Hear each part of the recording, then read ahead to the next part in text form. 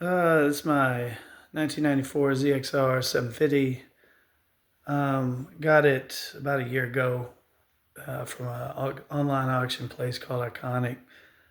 Despite their description, it was not turnkey like they said it was. Had some various problems. Long story short, I've decided it needs a new engine because Kawasaki doesn't really want to work on it. And I don't blame them. It's an old bike, I suppose. But I got them to do a couple of things, but they really don't want to touch it other than that. And I'm not really a mechanic, but if you want to keep bikes like this, then you have to learn either A, how to work on carbureted motorcycles, or you have to find somebody that will. And I can't really find anybody that will. Anyway, I got a engine coming from a 95 ZX7. Should be here, I don't know, like next week.